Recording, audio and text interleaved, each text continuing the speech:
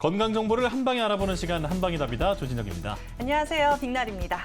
자, 요새는 100세 시대를 넘어서 120세까지 바라보는 세상이 됐잖아요. 그렇죠. 아니 뭐 숫자보다 중요한 건 얼마나 더 건강하게 오래오래 나이 들면서 살 수 있는지 이 부분이 좀 핵심 포인트이지 않을까 싶어요. 맞아요. 이게 그냥 오래 사는 게 아니라 건강하게 오래 살려고 우리가 건강 관리를 하는 거잖아요. 그렇죠. 네. 자, 네. 그러려면 가장 중요한 게 바로 건강 검진이라고 할 수 있겠죠. 맞습니다. 우리가 뭐 흔히 건강검진은 어르신들에게 필수다라고는 하지만 이게 연령에 상관없이 나이에 따른 신체 변화가 다르기 때문에 생애 주기에 맞는 건강검진을 이 주기적으로 받는 게 중요하다라는 사실 잊지 말고 꼭 기억해 보시기 바라겠습니다. 네. 한방이답니다. 오늘도 힘차게 출발해 봐야겠죠. 자, 오늘 함께해 주실 원장님들 먼저 화면으로 만나보시죠.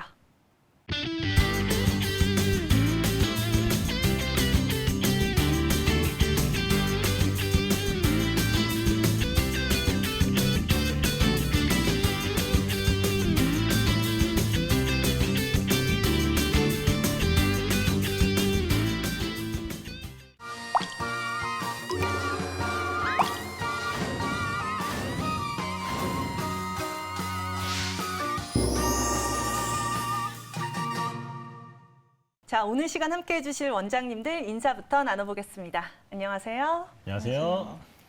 네, 여러분들 건강을 지킬 수 있는 한방이답이다 첫 순서 보이는 라디오가 기다리고 있습니다. 자, 오늘은 과연 어떤 고민 사연을 명쾌하게 해결해 봤을지 지금 바로 만나보시죠. 인사하면 베스트인데 네, 베스트이긴 한데. 걸어서 5분 거리. 예. 예. 자취라도 하시면서 결혼했으면은. 두 집 두 집 살림을 하시면. 그래. 두 집 살림을 하시면. 간단하네. 아니, 남편 두 집 살림 한다면 어떡할까? 잠깐 남편이 보는 거 아니야, 이거? 남편이 보는 거 아닙니까? 남편분의 건강은 안녕하십니까?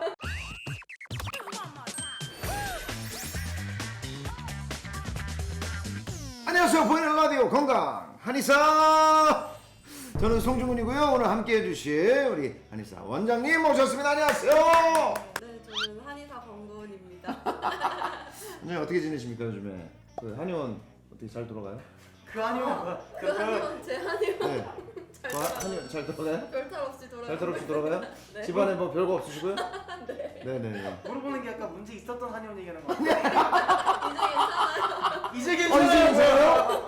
뭐 사건 있었던 거야? 좋습니다. 오늘 함께 할 사연 이분도 좀 건강이 좀 잘 돌아가셨으면 좋겠습니다. 예. 건강이 잘 돌아가시면 좋겠어요. 건강이 어. 잘 이렇게 유지가 되셨으면 좋겠다. 건강이 잘 돌아갔으면 좋겠다 해서 건강이 돌아가는 게 그지, 아니라 그죠? 건강이 순환이 순환이? 잘 됐으면 좋겠다는 건데 그죠? 예. 다시 한번 건강이 돌아가시면 안 되지. 건강이 돌아가시나요? 자, 오늘 함께할 사연 읽어보도록 하겠습니다. 내 머릿속은 공사 중. 안녕하세요. 저는 40대 직장인 남자입니다. 최근 제가 살던 동네를 떠나 새로운 곳으로 이사를 오게 되었습니다. 직장과 집이 멀어지게 되면서 출퇴근 시간이 길어지게 되었습니다. 이제는 제 시간에 출근하기 위해 예전보다 더 일찍 일어나야 하고 같은 시간에 퇴근해도 집으로 돌아오는 시간이 늦어지면서 피로와 스트레스가 늘어나고 있습니다. 이 출퇴근 시간 정말 스트레스 많죠. 심지어 요즘 회사 업무까지 바빠지면서 야근까지 겹치게 되었습니다. 그렇지 않아도 귀가하면 제대로 쉴 시간도 없는데 야근까지 하면서 집, 직장, 집, 직장 이렇게 오가는 생활이 반복되고 있습니다. 원래 저에게는 약간의 두통이 있었는데 출퇴근 스트레스까지 심해지면서 두통의 강도가 점점 심해지는 그런 느낌입니다. 두통만 있으면 그나마 참을 만한 것 같은데 지금 제가 앓는 두통은 눈알이 빠질 것만 같은 증상입니다. 극도의 스트레스로 인한 그런 두통인가 봐요. 처음에는 이마 부분이 스멀스멀 아픈 느낌이 들다가 눈썹 부분이 쫙 조이는 느낌으로 두통이 심해지고 있습니다. 그러다가 눈까지 뻑뻑하고 심지어는 열감까지 느껴지고 있는데요. 제 두통을 고치려면 이사를 하는 수밖에 없을까요? 제발 도와주세요. 이분이 그러면 이사를 할 수 있게끔 좀 돈을 보태달라는 건가요? 도와달라는 건가요? 이게 무슨 말씀이신지 모르겠지만 어쨌든 집이 멀어가지고 스트레스를 많이 받고 있는 것 같아요. 그 원인이 뭘까요? 이분? 아무래도 이 출퇴근 이제 시간이 길어지다 보니까 잠도 못 주무실 거고 또 이제 서서 다니시고 걸어 다니시고 손잡이 잡거나 뭐 혹시 운전하실 수도 있고 특히 이제 필요하면 한의학에서는 이제 목이 뭉친다고 하기 때문에 네네네. 그러면 두통이 또 크게 될 수 있습니다. 운전하실 때도 앞에를 또 전방을 주시를 잘해야 되니까 나도 모르게 목이 앞으로 빠져나와요. 네. 그리고 뭐 지하철 타거나 이제 버스 탈 때도 다 스마트폰 보고 있거든요. 그쵸. 그러다 보니까 이제 뭐 거북목 증상이라든지 이제 목이 이제 힘이 들어갈 수밖에 없는. 지하철에서 스마트폰 하시면 똑같이 머리가 되게 무겁게 느껴지는 각도로 숙이게 되거든요. 네네네. 딱 이 각도로 있으면 여기가 엄청 무겁게 목에 부하가 가기 때문에 맞아요. 그러면 이분은 일단은 이사를 해야 됩니까? 어떻게? 이사를 하면 베스트인데 네, 베스트이긴 한데. 걸어서 5분 거리. 예. 동남아에서 예. 자취라도 하시면서 아, 그래요. 아, 결혼했으면은. 두 집 두 집 살림을 하시. 아, 그래. 두 집 살림을 하시면. 간단하네. 아니, 지금 결혼한 지 얼마 안 되시지 않으셨어요? 저 말고 그쪽에 예. 남편 두집 살려면 어떻게 할까? 잠깐 남편이 보는 거 아니야 이거? 남편이 보는 거 아닙니까? 남편분의 건강은 안녕하십니까? 이분은 치료를 어떻게 받으면 좋을까요? 보통은 이제 침 치료만으로도 좋아지는 경우도 굉장히 많고요. 네네. 침 치료로 이제 보통은 머리 밑에 있는 후두하근이라고 하는 근육이 있는데 이제 주로 이제 목 뒤쪽에 침을 맞으시거나 추나 받으셔도 이거는 굉장히 빠르게 호전이 되거든요. 긴장형 네네네. 두통 같으면은 그래서 이제 침 치료나 약침 치료, 추나 치료 이런 걸 많이 받으세요. 근데 이분은 이제 또 매일같이 또 출근을 하셔야 되고 어쩔 수 없이 그런 자세가 또 이제 계속 나오실 수밖에 없을 것 같은데 만약에 이제 뭐 운동이라든지 평상시 뭐 생활 습관 어떻게 하면 좋을까요? 신호등 기다릴 때만이라도 목 스트레칭을 조금 해주시라고 말씀을 드리기도 하고 스마트폰을 아예 보지 마시라고 얘기를 하거든요. 이거 정말 쉽지 않은 건데요. 출퇴근이 예를 들어 그러니까. 2시간이야. 예.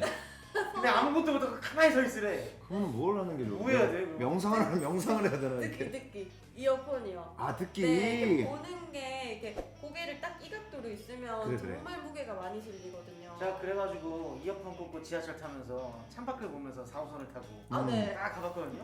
노래지던데?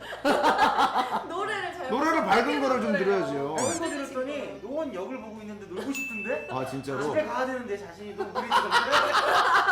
놀고 싶어서. 놀고 아 놀고 싶다. 싶어서. 이거는 아 답이 없네. 그러니까 다시 내려서 환승을 해야 되나? 그래서 제가 4호선, 2호선 잘 안 탈라 그래요.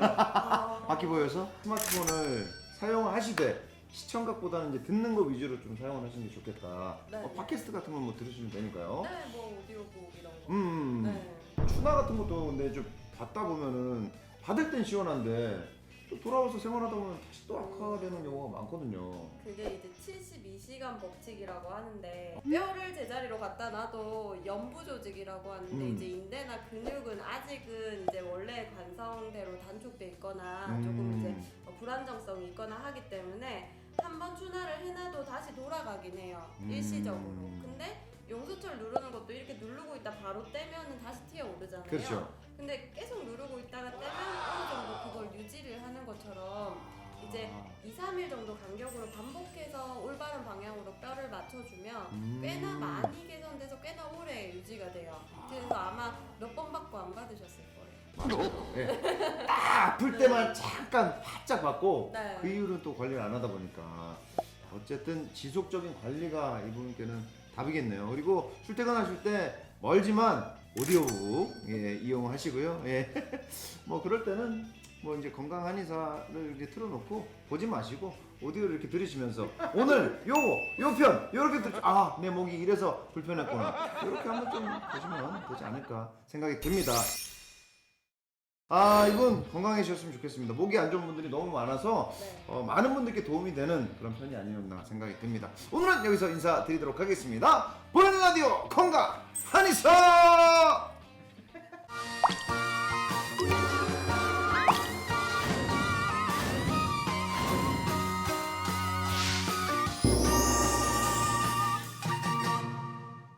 네, 권고원 원장님께서 두통에 대한 여러 가지 정보를 알려주셨는데 목과 눈에 휴식을 줘야 두통을 예방할 수 있다. 이 부분을 잘 기억해야겠습니다. 네, 지금부터는 본격적으로 건강 토크 시작해 보겠습니다. 자, 날이 쌀쌀해지면서 면역력이 좀 떨어진 것 같다, 건강이 좀 흔들리고 있다라고 느끼시는 분들 많으실 것 같아요. 그렇죠. 네. 저도 주변에 제가 이 한방이답이다 MC다 보니까 네. 나한테 맞는 보약은 뭐냐. 보약. 아. 뭐 이렇게 물어보시는 분들이 있는데 네.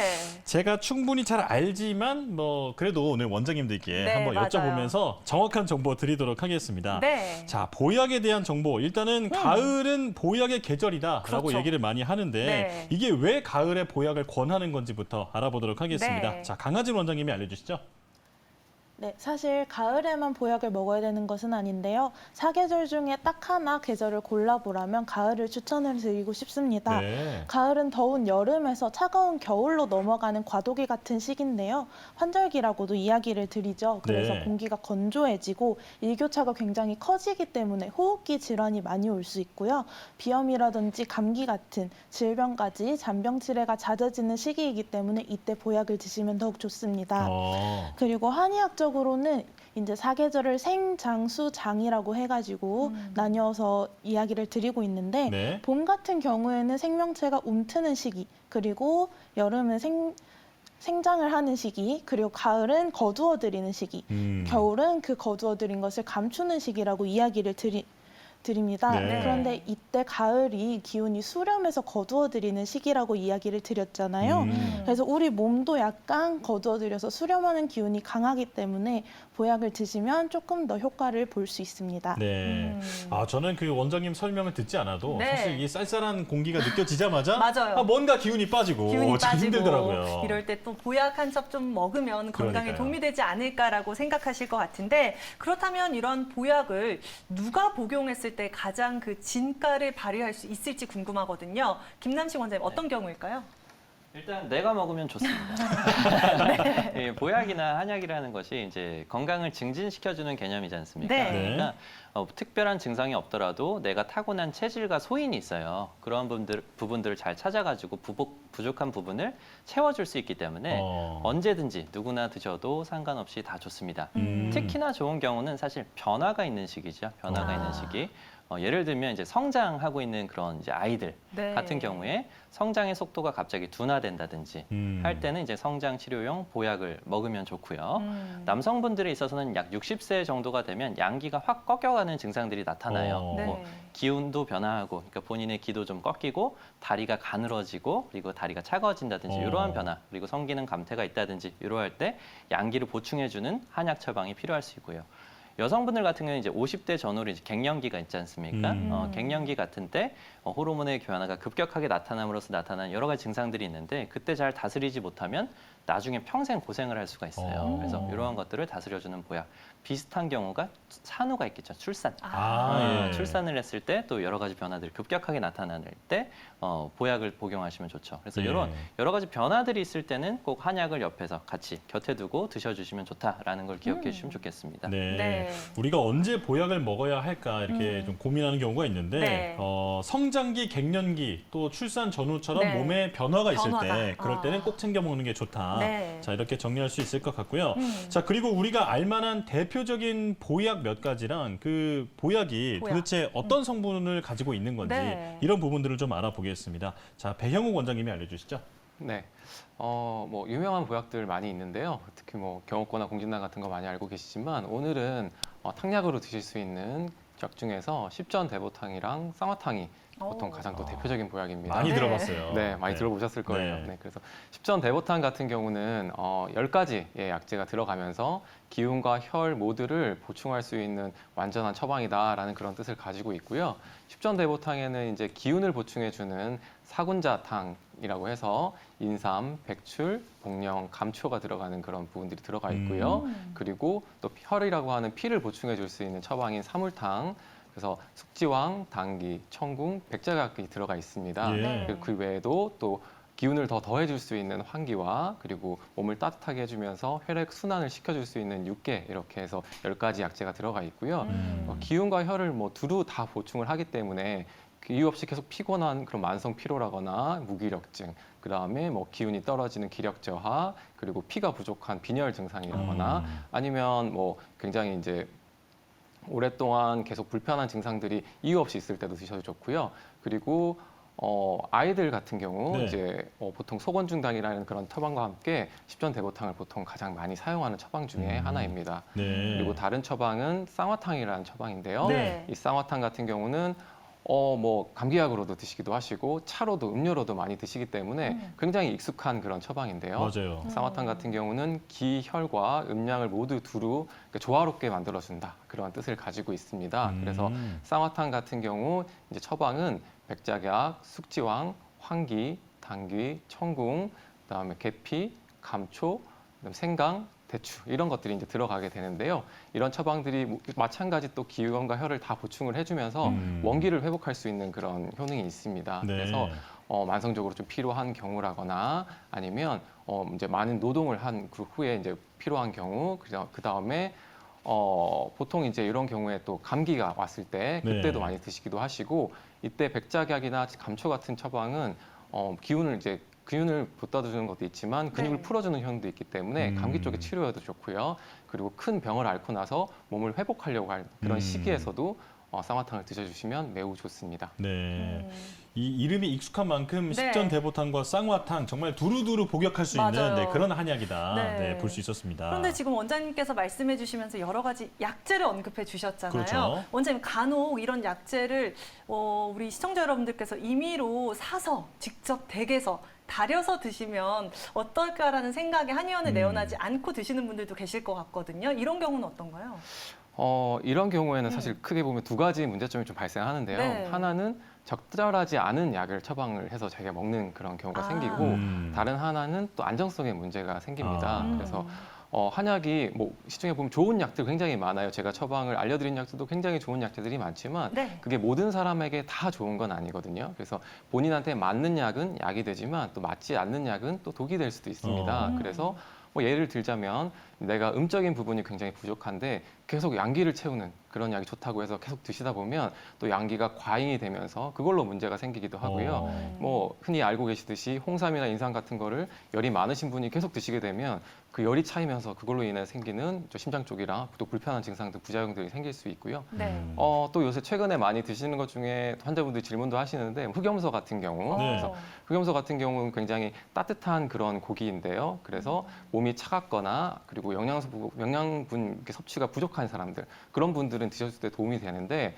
영양분이 충분하게 이제 평소에 섭취하시면서 몸이 따뜻한 분 같은 경우는 흑염소를 계속해서 드시게 되면 또 열이 찬다라거나 아니면 또 뭐 영양분이 과잉이 되면서 살이 찌고 뭐 이러한 그런 증상들이 생길 수 있습니다. 거기에다가 네. 만약에 인삼이나 이런 것까지 같이 넣어서 드신다면 더 이제 문제가 더 심각해지겠죠. 그래서 이런 것들이 있고 또 만약에 내가 피가 부족하다고 해서 피를 보충하는 약들만 계속해서 드신다고 하면 그게 다 좋으냐 하면 그런 건 또 아니거든요. 그래서 네. 그 피를 보충을 하면서 또 혈액 순환을 잘 시켜주는 것들이 필요하고 그런 약들이 소화 흡수가 좀 잘 안 되는 편이기 때문에 소화 흡수를 돕는 약들도 같이 들어가줘야 되고 그런 식의 처방의 구성이 필요합니다. 그러기 위해서는 본인이 임의로 드시는 것보다는 이제 전문가인 한의사 원장님들 얘기를 들어봐서 처방을 받는 것이 좋고요.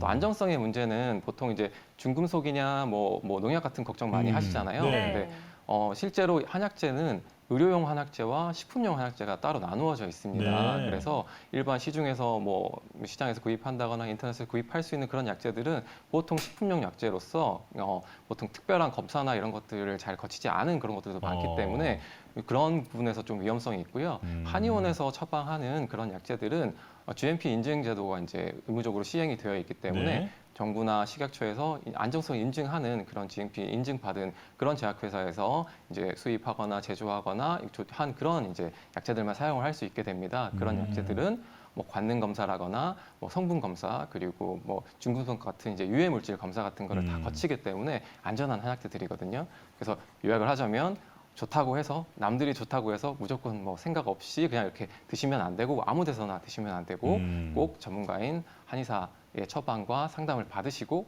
드시는 것이 실제로 본인에게 몸에 도움이 되는 그런 보약이 될 것입니다. 역시 그 전문가에게 네. 전문가의 영역이 있는 거잖아요. 맞아요. 네, 거기서 여쭤보고 원장님들께 여쭤보고 복약을 해야겠다. 자, 이 생각이 들고요. 네. 자, 그렇다면 보약을 지으러 온 이 환자들에게 원장님들은 어떤 문진을 통해서 이 처방을 해주시는 건지 궁금하거든요. 네. 김남식 원장님은 어떤가요? 네. 좀 전에 이제 배 원장님께서 처방을 구성해주는 한 예를 한번 보여주신 것 같아요. 네. 근데 한 가지만 고려하면 안 되고 여러 가지를 다 봐야 된다고 하셨지 않습니까? 그래서 다 봐야 됩니다. 그래서 어떤 거냐면 일단은 첫 번째는 이제 환자분들이 불편하신 증상들이 있겠죠. 불편하신 증상, 지금 어떠한 증상들이 나타나는지를 보고 가족력, 그러니까 가족분들은 어떠한 이제 그 유전자를 가지고 태어났는지를 또 보고, 그리고 이러한 증상들을 가지고 지금까지 어떻게 치료해 왔는지도 보고, 그다음에 이제 계통적 문진이라고 해가지고 어떤 증상이랑 상관없이 소화 기능은 어떠세요? 대소변은 잘 보세요? 수면은 어떠세요? 아침에 일어났을 때 느낌은 어떠세요? 팔다리가 차갑지는 않으세요? 얼굴에 열감은 없으세요? 이러한 계통적인 문진들을 통해 가지고 한열 허실을 따져야 됩니다. 또 한 가지는 이제 한 방에 꽂히죠.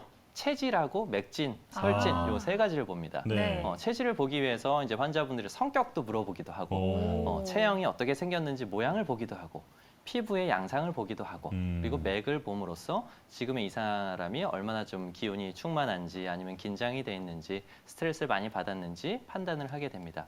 이런 것들 다 종합을 해야지 한 가지 그 약 처방이 나오는 거거든요. 그래서 환자분들께서도 이제 한의원에 내원하셔서 이런 전문적인 진단을 거쳐서 처방을 받아주실 것을 좀 권해드리고 싶습니다. 예. 네, 역시나 뭐 체질, 건강 상황, 전문적인 진단 이후에 처방받아 복용하는 게 중요하다라고 강조를 해주셨고요. 특히나 아이들 같은 경우에는 부모님들께서 잔병 치레가 좀 많으면 보약을 해줘야겠다는 생각이 맞아요. 들잖아요. 다 어렸을 때 한 번쯤 맞아요. 먹어본 것 같아요. 네, 네. 강하진 원장님, 실제로 우리 아이들 같은 경우에는 뭐 몇 살부터 이 보약을 복용할 수 있을까요? 네, 일반적으로는 한 2, 3세, 만 2, 3세를 기점으로 첫 항약을 복용하시는 분들이 많은데요. 네. 약간 어린이집을 아이가 다니기 시작하면서 보약을 이제 천천히 섭취를 하려고 하는 것 같습니다. 아, 네. 그런데 너무 어렸을 때 먹으면 안 된다고 생각을 하시는 분들도 있으실 텐데 한돌 전에도 아이에게 보약을 먹여도 괜찮습니다. 아, 그래요? 네, 동의보감을 보면은 아이들의 나이에 맞춰서 이제 첩수를 조절을 하게 되어 있거든요. 예를 들면은 이제 만 2세 미만 같은 경우에는 성인 용량의 4분의 1 정도를 이제 먹게 되면은 적절하다라고 나와 있습니다. 그렇게 정확한 진단과 또 적절한 약 용량이 뒷받침된다면 아이들 건강에도 크게 도움이 될 거예요. 네. 만 2, 3세면 그 한국 나이로 말하면 한 4살 정도 되는 거잖아요. 네. 이렇게 어린 나이, 또 심지어 그보다 훨씬 전인 한돌 전에도 한약을 복용하는 게 안전하다. 이렇게 말씀해 주셨습니다. 네, 여러분들께서는 한방이 답이다 함께하고 계시고요. 바로 이어서 준비된 증상 사례로 넘어가 보도록 하겠습니다. 자, 오늘은 58세 남성분의 사례고요. 1년 전부터 입안이 바싹바싹 마르는 증상이 나타났다라고 합니다. 자, 입안이 말라 음식을 씹어서 삼키기도 어렵고요. 어느 순간 삼킬 정도의 이 침도 없을 정도가 되면서 말하는데도 어려움을 겪고 계신다라고 하는데요. 자, 물을 많이 마셔도 증상이 사라지지 않고요. 스트레스와 피곤함이 몰리면 더 심해지고 입에서 쓴맛까지 난다라고 하는데요. 자, 어떤 해결책이 필요할지 이야기 나눠보도록 하겠습니다. 자, 우리가 살다 보면 네. 입이 마르는 증상을 뭐 느끼는 경우가 많이 있잖아요. 있죠. 뭐 긴장하거나, 긴장. 네, 네. 화가 나거나 이러면 입이 바짝바짝 마르기도 하는데 네. 이렇게 아예 어떤 그 질환으로 넘어가는 그 구강 건조증의 기준은 뭔지 궁금합니다. 네. 자, 배용호 원장님이 알려주시죠. 아, 네. 이제 구강 건조증이라 하면 일단은 이제 정상적인 경우를 봐야 되는데요. 건강한 성인 같은 경우는 하루에 1에서 1.5리터의 침을 분비합니다. 많이 나오네요. 굉장히 많이 나오죠. 네. 그래서 물을 또 많이 마셔주라는 얘기가 있는데요. 그래서 그것을 기준으로 해서 보는데 그 진단을 할 때는 이제 분당 0.1ml 이하의 침이 분비가 되면 침 분비량이 적으면서 구강 건조증이 있다라고 이렇게 진단이 될 수가 있고요. 실제로는 이제 건조증 같은 경우는 증상이기 때문에 네. 그런 기준을 넘어가지 않더라도 또 자기가 자각적으로 증상을 느끼면 그런 경우도 구강 건조증이 있다라고 볼 수는 있습니다. 네. 그리고 구강이 이제 여기서 분비가 정상적으로 이루어지는 경우에도 입을 항상 좀 벌리는 습관을 가진다거나 아니면 입으로 숨을 쉬는 구강호흡을 하시는 분들 같은 경우는 증발량이 다른 사람보다 훨씬 더 많기 때문에 그로 인해서도 건조한 느낌을 많이 느끼게 되는데요. 그런 경우도 마찬가지 구강 건조증이 있다라고 이렇게 볼 수 있습니다. 네. 네. 이 기준이 되는 어떤 그 하루 분비량, 치매 분비량의 기준이 있기는 하지만 네. 이제 본인이 느끼기에 입이 항상 마르다 이렇게 생각이 들면 그것도 구강 건조증으로 볼 수 있다. 맞아요. 네, 정리를 할 수 있겠네요. 네, 뭐 마찬가지로 오늘 사례자분께서도 뭐 입이 바싹바싹 마른다, 쓴맛이 난다라고 말씀은 해주셨는데 김남식 원장님, 실제로 구강 건조증이 있다면 어떤 증상이 좀 두드러지게 나타날까요? 일단은 타는 듯한 입마름이죠. 이게 목이 탄다고 네. 생각하고 그리고 구강이 탄다고 생각하는 그 입마름이 생기는 게 이제 첫 번째고요. 구강에 있는 그 기능이 다 떨어진다고 생각하시면 비슷합니다. 네. 그래서 씹는 기능도 어려워지고 말하는 기능도 어려워집니다. 그리고 이제 침이 소화에도 관여를 하기 때문에 소화 기능도 또 떨어지게 되고요. 네. 또한 이제 그 점막이 약해지면서 매운 음식이나 짠 음식을 먹었을 때 심지어는 통증을 느끼기도 합니다. 각종 염증에도 이제 취약해지는데요. 이제 침으로 둘러싸여 있는 이 점막이라는 것이 염증을 이제 막아주는 역할을 하게 되는데 구강에 생기는 이제 칸디다 감염이 있어요. 이제 그런 것들의 유병률도 높아지고 치은 그러니까 잇몸에 생기는 염증도 발병률이 또 높아지고 네. 충치도 많이 생깁니다. 각종 염증에도 취약해지고 그리고 본인이 느끼는 증상들도 이제 언어나 이런 쪽으로까지도 영향을 미칠 수가 있습니다. 네.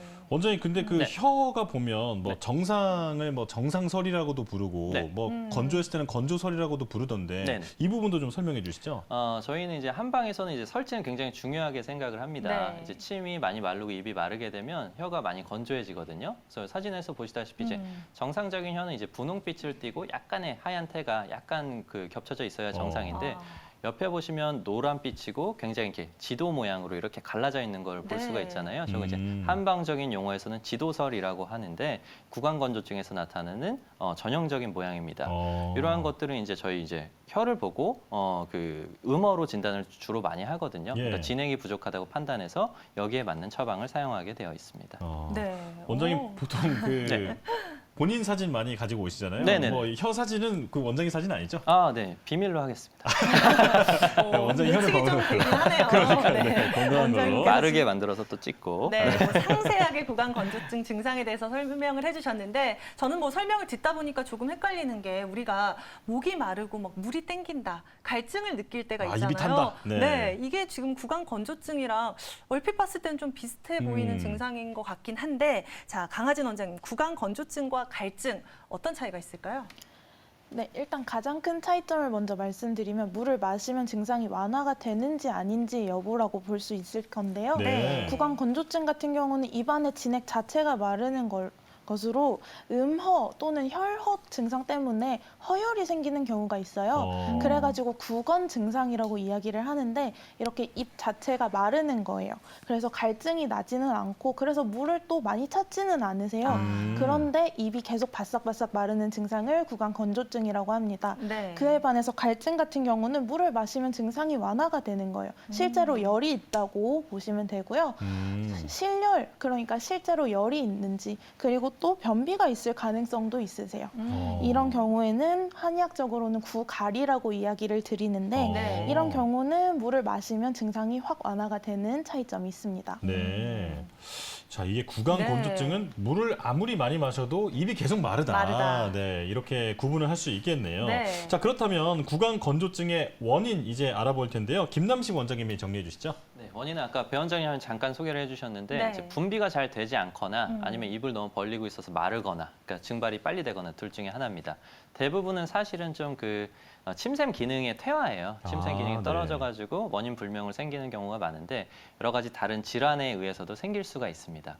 대표적인 게 이제 쇼그렌 증후군이라고 합니다. 쇼그렌 증후군이라고 하는데 자가 면역 질환입니다. 이제 점막이 다 말라가는 거예요. 구강도 마르고 눈에 있는 점막도 마르고 관절도 말라서 관절에 통증도 생기고 이러한 이제 쇼그렌 증후군에서도 많이 생길 수가 있고요. 네. 당뇨가 있는 경우는 이제 그 소변 배출이 많지 않습니까? 소변 네. 배출이 잦아지면서 구강 건조증이 유발될 수도 있습니다. 어. 노화에 의해서 그냥 침샘 기능이 떨어지면서도 구강 건조증이 또 생길 수도 있고요. 네. 빈혈이나 영양결핍에 의해서도 치매 분비가 활발해지지 않을 수 있기 때문에 또 생길 수도 있습니다. 또 특징적인 것은 약물에 의해서 생길 수 있다는 점인데요. 네. 우리 알러지 약으로 알려져 있는 이제 항히스타민제를 사용했을 때 구강 건조증이 발생을 할 수 있고요. 우울증 약이라든지 아니면 이뇨제를 포함한 혈압약을 복용했을 때도 발생을 할 수가 있습니다. 그래서 이러한 약들, 혈압약이나 뭐 우울증 약을 장기간 복용하시는 분들께서는 혹시 구강 건조가 생기면 처방하신 선생님이랑 다시 한번 좀 상의를 해서 그 부작용이 적은 약으로 또 교체하실 것을 권해드리고 싶습니다. 네. 네, 뭐 여러 가지 원인을 언급해 주셨고 특히나 원인 질환 그 가운데서도 쇼그렌 증후군을 언급해 주셨거든요. 좀 다소 생소하고 좀 낯선 증상인 맞아요. 것 같은데 강하진 원장님께서 다시 한번 설명 부탁드릴까요? 네, 슈그렌 증후군 같은 경우에는 우리 몸에 있는 외분비샘에 만성적으로 염증이 생겨서 발생하는 자가 면역 질환인데요. 외분비샘 같은 경우에는 쉽게 생각하시면 땀샘이라든지 눈물샘, 그리고 침샘 같은 그런 많은 샘들이 포함이 됩니다. 그런데 여기에 만성적인 염증이 생기게 되면서 진액이 마르게 되는 거거든요. 그래서 구강 건조증뿐만 아니라 안구 건조증, 관절염까지도 같이 있으신 분들은 이런 슈그렌 증후군을 한번 의심해 보실 수가 있어요. 네. 슈그렌 증후군이 의심이 되신다면 이제 쉽게 해볼 수 있는 검사 중에 하나가 바로 시르마 검사인데요. 이 시르마 검사 같은 경우는 눈물샘, 안구 건조증이 있는지 눈물샘을 통해서 측정을 하는 검사로 이제 종이를 이제 눈꺼풀에다가 겹쳐두고 이제 이게 얼마나 졌는지 그거를 확인을 하는 검사예요. 해서 5mm 이하면은 이제 슈그렌 증후군이 의심이 된다. 눈물 분비가 조금 감소되어 있다라고 판단을 할 수 있습니다. 예. 네, 슈그렌 증후군은 구강 건조증뿐만이 아니라 안구 건조증까지 동시에 유발될 수 있다라고 정리를 해주셨는데요. 자, 그렇다면 한방에서 보는 구강 건조증, 과연 어떤 부분이 부족해서 발생하는 것으로 판단되고 있을지 배 원장님께서 알려주실까요? 네. 아까 이제 강하진 원장님께서 설명을 많이 해주셨는데요. 네. 그래서 이제 구건, 구갈 뭐 이런 것들 얘기해 주셨는데 저는 이제 그것들을 다 통틀어서 같이 한방적 원인을 설명을 드리겠습니다. 네. 한방에서는 이제 조갈이라거나 아니면 뭐 구갈, 그다음에 뭐 인건, 구고 그런 그 범위에서 이제 구강 건조증을 설명을 하고 있고요. 네. 이때 이제 차가운 물을 이제 많이 마시고 싶고 많이 마시는 경우는 이제 실증이라고 해서 실에서 생긴다는 그런 실증이라고 보고 있고, 건조증이 있긴 하지만 물을 많이 마시고 싶진 않고 마시더라도 이렇게 조금 마시는 그런 경우는 허에서 생기는 허증이라고 이제 나눌 수 있습니다. 그래서 건조의 증상은 우리 몸에서 이제 불의 기운이 좀 왕성하고 물의 기운이 부족하게 되면 마르고 건조한 그런 증상이 생기게 되는데요. 그러다 보니까 이제 실증 같은 경우에는 이제 화가 많이 이제 영향을 주고 있고 그 화 중에서도 특히 이제 심장의 화나 위장의 화가 영향을 주고 있습니다. 그래서 많이 긴장을 한다거나 스트레스를 네. 받는다거나 아니면 화병이 있으신 분 이런 분들 같은 경우는 심장회가 올라오면서 이제 마르는 그런 증상을 만들고요.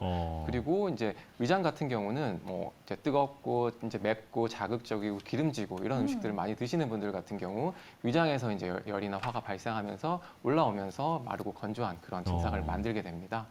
허증 같은 경우는 우리 몸에서 이제 윤기를 만드는 촉촉하게 해주는 그런 이제 성분이 부족해지면서 생기는 건데요. 네. 이제 진액이라는 그런 성분들 윤기가 많이 부족해지게 되면 그런 것들을 음호하면서 이제 생긴다고 볼 수 있고 피가 부족하게 되면 혈허라는 게 이제 원인이 되고요.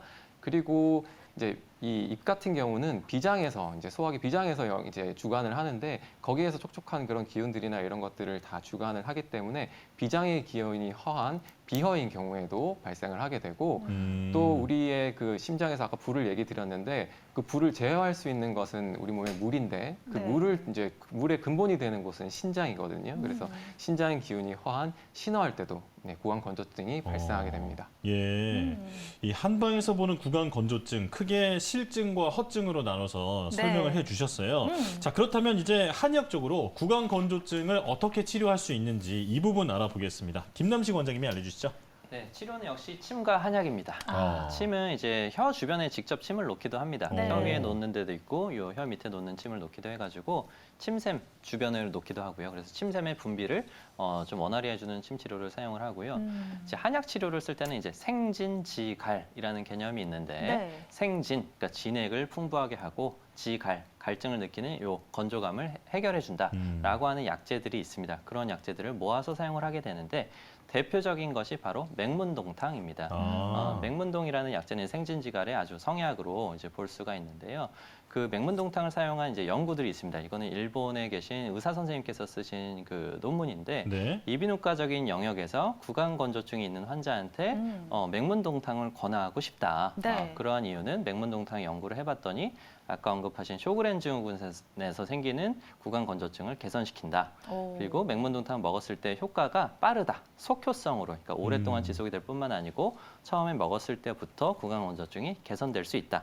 또 한 가지는 사실 이제 구강 건조증이 필로카르핀이라고 하는 약재를 쓰는데 네. 그게 여러 가지 부작용에 의해서 오랫동안 사용하는 것이 좀 제한이 되어 있거든요. 네. 그래서 맹문동탕 사용하게 되면 그 약제를 쓰는 거의 한 절반 정도 수준의 효과는 나타났더라 때문에 그런 약을 쓰기 전에 먼저 선택할 수 있는 약으로 사용을 해보자라는 그러한 의견을 나타내기도 했습니다. 네. 네.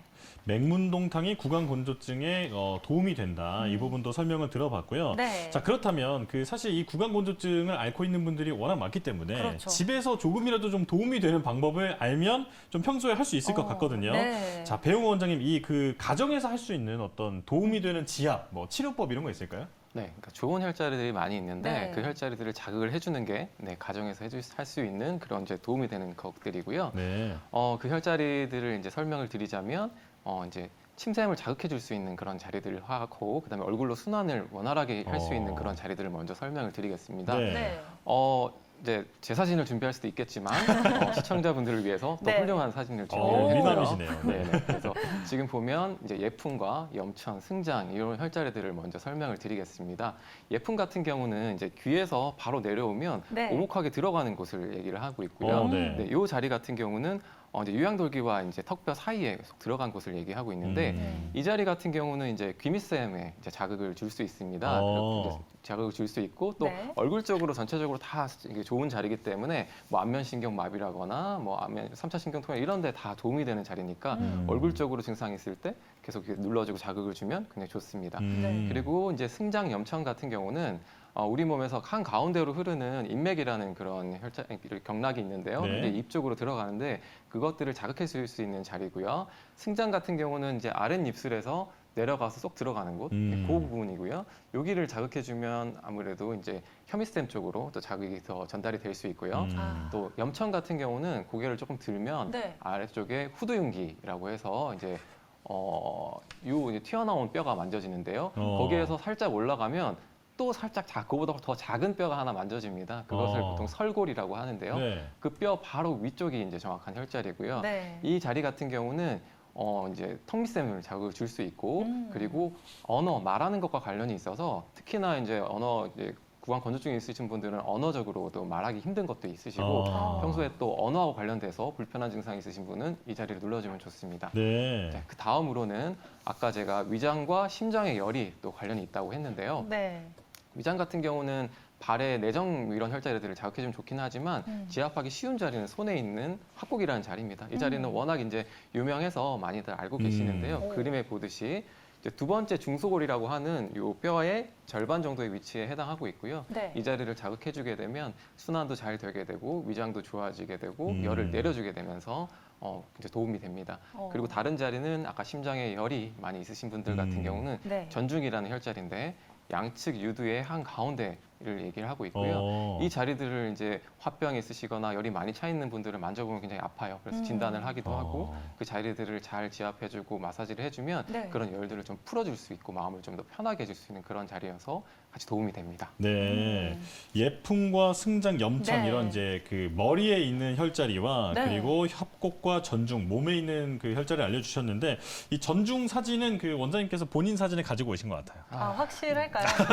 그럴 수 있으면 네. 굉장히 좋을 것 같은데. 자, 그렇게 넘어가도록 하고요. 네, 우선은 집에서 할 수 있는 여러 가지 지압법, 마사지법을 배워봤다면 우리가 구강건조증 증상이 있다면 입이 마르니까 수분 보충을 해줘야겠다라는 생각을 하고 좀 물을 자주 마셔야겠다라고 다짐하게 되잖아요. 맞아요. 하지만 우리가 맹물을 좀 많이 마시기는 쉽지 않아요. 생각보다 힘들어요. 힘들어요. 네. 그렇기 때문에 저는 이 그냥 맹물보다는 좀 도움이 될 수 있는 한방차가 따로 있을지 궁금한데 강하진 원장님, 우리가 마실 수 있는 도움이 될 수 있는 한방차가 있을까요? 네, 한방차 중에서 제가 가장 추천드리고 싶은 것은 바로 오미자차인데요. 네. 오미자 같은 경우에는 이제 한방에서 여름에 더위나 갈증으로 이제 조금 힘들어하시는 분들한테 자주 사용하는 처방이 생맥산이라는 처방이 있어요. 네. 이 처방에도 같이 아까 맹문동이랑 같이 들어가는 처방인데 오미자는 입안에 약간 화끈화끈거리는 자결감을 조금 내려주는 효과가 있습니다. 네. 그리고 또 신맛이 있기 때문에 침 생성을 촉진을 해줄 수 있어요. 네. 그래서 물만으로는 해결되지 않는 갈증을 도와줄 수 있습니다. 그리고 두 번째는 구기자차가 있는데 네. 구기자차는 이제 우리 몸의 수분을 생성해주는 가장 근본적인 장기인 신장 기능을 증강시키는 데 도움을 줄 수 있고요. 네. 그리고 폐와 간의 열까지도 조금 식혀주는 효능이 있습니다. 네. 그리고 마지막으로 보리차 같은 경우는 성질 자체가 차기 때문에 이제 실제로 열이 있으신 분들, 갈증이 좀 심하신 분들한테 드시면 좋다고 얘기를 드리고 있습니다. 네. 그리고 또 한방차 말고 다른 음식 같은 것도 음식이요. 네, 같이 추천을 한번 드리고 싶은데요. 음식은 우선 신맛이 강한 과일 같은 경우 침을 생성하는데 도움이 될 수 있습니다. 침샘을 자극을 해주기 때문인데요. 예를 들면 뭐 레몬이라든지 아니면 이제 제철인 귤이라든지 이런 거를 드셔주시면 도움이 될 수 있습니다. 그리고 또 수분이 많은 과일이나 야채 같은 것도 나쁘지 않은데 네. 특히 뭐 오이 같은 거 좋아하시는 분들은 많이 드셔주시면 좋을 것 같아요. 오이는 한 90% 이상이 수분으로 이루어져 있기 때문에 이제 갈증을 해소하는 데 도움이 많이 되고요. 뭐 수박이라든지 토마토 같은 야채도 도움이 될 수 있습니다. 예. 네. 설명을 들으면서 그 신맛이 강한 과일 말씀하실 때 벌써 눈에 침이 침이 고였어요. 벌써 침이 고여요. 와, 이게 줄줄줄. 상상만으로도 그러니까요. 효과가 있네요. 이거 뭐 파블로프의 그 개라고 하죠. 네네, 네. 맞아요. 이게 상상만으로도 도움이 되지만 우리가 먹게 된다면 구강 건조증을 좀 완화시킬 수 있다라고 하니까 여러분들께서도 참고해 보시면 좋을 것 같습니다. 네. 이렇게 오늘 사례자분의 증상 이야기 함께 나눠봤고요. 이번에는 오늘의 건강 꿀팁이 기다리고 있습니다. 어떤 알짜 정보가 담겨 있을지 지금 바로 만나보시죠.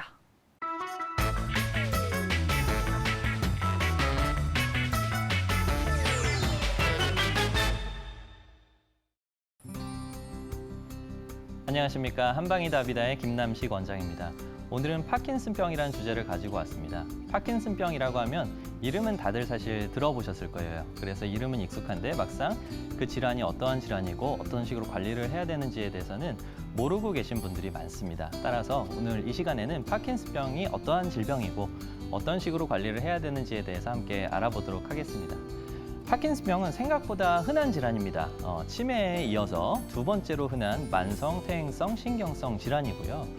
그래서 이제 뇌에 있는 중뇌 흑질이라는 부분에서 도파민이라는 수용체를 분비를 하는데 도파민이라는 신경 물질을 분비를 하는데 그 부분의 신경세포가 자꾸 퇴화되면서 나타나는 증상입니다.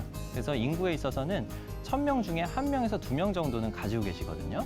그리고 65세 이상 분들 중에서는 2%, 그러니까 65세 이상 분들 중에서는 50명 중에 1명 정도가 가지고 있는 생각보다는 흔한 질환이다라고 기억을 하시면 되겠습니다.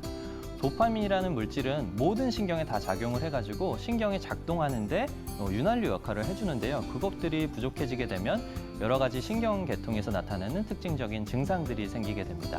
첫 번째는 떨림인데요. 파킨슨 환자분들 이제 떠는 것들이 특징이죠. 근데 주로는 엄지와 검지 쪽에서 나타나는 십자가 모양의 떨림부터 시작이 됩니다. 그리고 안정시에 떨리는 게 특징이거든요. 물건을 짚거나 할 때가 아니고 가만히 있을 때 엄지검지부터 떨리기 시작한다라고 하면 파킨슨병을 먼저 좀 의심해 볼 필요가 있습니다. 또 한 가지는 이제 강직이죠. 그러니까 신경세포의 역할을 잘 못하기 때문에 움직임이 둔해지고 움직임이 둔해지면 여러 군데들이 이렇게 굳어지게 되거든요. 이러한 강직을 가지게 되고 또 한 가지는 이제 서동입니다. 신경세포 역할을 잘 하지 못하면 신경의 기능이 떨어지기 때문에 움직임이 다 느려집니다. 이뿐만 아니고 생각도 느려지고 언어도 느려지게 됩니다. 모든 것이 느려지는 것이 바로 파킨슨병의 특징이고요. 궁극적으로 가서는 자세가 변화하게 됩니다. 그래서 뼈가 생긴 모양이나 그 근육이 굳어짐에 따라서 등이 굽어지고 팔이 굽어지고 무릎도 굽어지고 옆으로 서서는 이렇게 종종 걸음을 걷는 자세를 걷게 되거든요. 운동을 제대로 제어할 수 없기 때문에 종종 걸음을 걷는 것이 이 자세의 특징이라고 하겠습니다. 얼굴에 있어서도 얼굴의 근육을 마음대로 사용하지 못하기 때문에 가면을 쓴 것처럼 무표정한 얼굴을 취하게 되죠. 이뿐만이 아니고 파킨슨병 가지고 계신 분들은 50%가 우울증을 동반하고 있습니다. 정신과적인 역할도 이제 문제가 되는 것이죠. 이러한 무서운 파킨슨병 과연 어떤 식으로 진단하고 치료하는지에 대해서 다음부터 한번 알아보도록 하겠습니다. 진단은 사실 의사의 진단에 맡겨져 있습니다. 이제 워낙 특징적인 증상들이 나타나기 때문에 의사들이 그리고 한의사들이 파킨슨병 환자분들의 증상을 보고 판단을 하게 되는데 요새는 진단 기술이 발전해서 이러한 이제 신경학적 검사 그러니까 의학적인 요 검사들이 도움을 주고 있습니다. 요새는 PET나 그리고 스펙트라는 검사를 사용해서 이렇게 눈으로 확인을 할 수가 있는데요. 중뇌 흑질 부분을 이제 PET 영상을 찍어보면 정상적인 경우에는 지금 오른쪽에서 보시다시피 누에고치 모양으로 양쪽에 빨간 것들이 이렇게 활성도가 잘 나타나 있는 것을 볼 수가 있고요. 파킨슨병 환자 같은 경우에는 누에고추의 꼬리 쪽이 좀 이렇게 파란색으로 약해져 있죠. 그러니까 도파민의 활성도가 떨어져 있는 것을 이렇게 요새는 영상학적으로 확인을 함으로써 진단에 도움을 주고 있습니다. 다음은 어떤 식의 약물을 사용하는지와 그 한계점을 알아볼 텐데요. 이제 레보도파라는 약을 파킨슨병 환자분들 다 아실 텐데 이 약을 사용을 하게 됩니다. 이 약을 사용하게 되면 움직임 느려졌던 것, 떨렸던 것이 갑자기 좋아지게 되거든요. 아주 드라마틱하게 좋아질 수 있습니다. 아주 좋은 약을 쓰고 있는데 이게 왜 문제가 되냐면 약 3년에서 5년 정도가 지나면 여러 가지 부작용들이 발생을 하게 됩니다. 첫 번째는 이제 이상운동증, 내가 운동을 제어할 수 없는 다른 운동들이 막 발생을 하게 되고요. 요동증, 그리고 내가 움직임 제어하지 못하니까 몸이 막 흔들리는 요동증이 발생을 할 수도 있습니다. 또 한 가지는 약물의 감쇄 효과가 나타나거든요. 약을 아무리 먹어도 약을 잘 듣지 않고 용량을 지속적으로 늘려 나가야 되는 상황에 이르게 되고요. 궁극적으로는 약을 써도 약이 듣지 않아서 어떠한 방도를 잃어버리게 되는 그런 상황에 이르기도 합니다. 그렇기 때문에 약물의 강도를 천천히 올릴 수 있는, 그리고 약물을 잘 그 효과를 배가시킬 수 있는 방법들이 반드시 필요하다고 할 수가 있겠고요. 그러한 방법들에 대해서 다음 장부터 알아보도록 하겠습니다. 한방에서 어떤 식으로 치료를 하는지 한번 알아볼 건데요. 첫 번째는 이제 봉침 치료를 하나 소개해드리고자 합니다. 파킨슨병 아까 처음에 서두에 말씀드렸다시피 신경계통의 신경의 퇴행성 질환인데요. 신경세포를 되살리는 효과는 침 치료에 있어서는 봉침 치료가 최고입니다. PLA2라고 하는 신경보호 물질이 있기 때문에 이 부분을 특징적인 우리 몸에 있는 경혈에다가 주입을 하게 되면 운동 기능을 개선시켜준다는 연구가 있는데요. 지금 보시고 계시는 그 논문이 강동 경희대병원에서 파킨슨병 환자 235명을 대상으로 한 연구입니다. 이 연구에서는 파킨슨병 환자의 우울증 척도를 같이 향상시키면서 자세도 좋아지게 하고 운동 기능도 되살아나게 한다는 아주 좋은 결과를 보이고 있고요. 그래서 봉침요법을 파킨슨병 환자한테 많이 사용하고 특효가 있다라는 것을 기억을 해주시면 좋겠습니다. 한약 치료 역시 효과가 있습니다. 한약에도 약제들 중에서 이제 그 연구를 해보면 신경 보호를 하는 약제들이 있거든요. 그래서 신경 보호하는 약제들을 모아가지고 사용을 하기도 하고요. 지금 첫 번째 논문을 보여드리는 것이 목단피 CO100G라는 약제를 가지고 사용을 했더니 파킨슨병 환자분들의 운동 기능을 개선시키고 그리고 신경을 보호하는 효과가 있다라고 하는 논문이고요. 두 번째 논문을 보시면 이것이 더 중요할 수도 있는데 사실 아까 파킨슨병 환자분들이 레보도파라는 약을 복용해서 약물을 사용해서 좋은 효과를 나타내지만 3년에서 5년이 지나면서부터 효과가 떨어지면서 그 도지가 약물의 도지가 점점 증가해야 된다고 말씀을 드렸잖아요. 한약을 같이 레보도파 약물과 복용을 시켰더니 약물의 혈중의 농도가 훨씬 더 증가했다는 그 연구 결과가 있습니다. 그래서 이 연구는 이제 육군자탕이라는 약을 썼더니 레보도파라는 약물을 복용을 시켰을 때 혈중에 있는 도파민의 농도를 훨씬 더 올려줬다라는 연구거든요. 이렇게 되면 한약 복용과 함께 레보도파라는 약을 복용을 하게 되면 적은 용량으로 안전하게 오랫동안 장기간 동안 약을 사용함으로써 우리 파킨슨병 환자분들의 증상을 더욱더 효과적으로 잡을 수 있다라는 연구 결과를 보였습니다. 이뿐만이 아니고 침 치료에 있어서도 레보도파를 복용하는 환자분들 대상으로 연구를 했더니 12주 동안 침 치료를 시행했더니 그 이후에 약 20주까지도 침 치료 효과가 지속된다라는 연구 결과가 있거든요. 때문에 지금 한약 복용이나 우리 침 치료를 이용해서 오랫동안 그러니까 침 치료도 오랫동안 하게 되면 좀 힘들어하시는 분들이 계십니다. 12주만 시행을 해도 나머지 20주 동안 효과가 유지된다는 연구 결과가 있기 때문에 침 치료와 한약 복용을 적극적으로 활용하면서 파킨슨병을 잘 다스려 보시기 바라겠습니다. 지금까지 한방이 답이다의 김남식 원장이었습니다.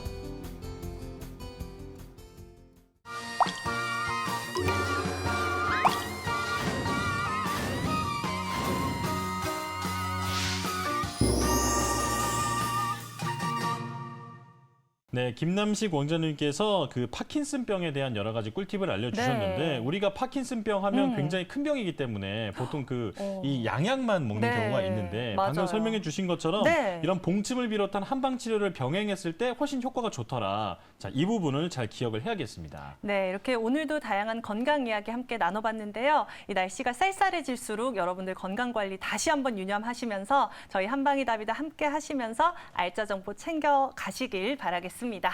자, 저희가 준비한 오늘 소식은 여기까지입니다. 저희는 다음 이 시간에 더욱더 알찬 소식으로 인사드리겠습니다. 함께해 주신 여러분 고맙습니다.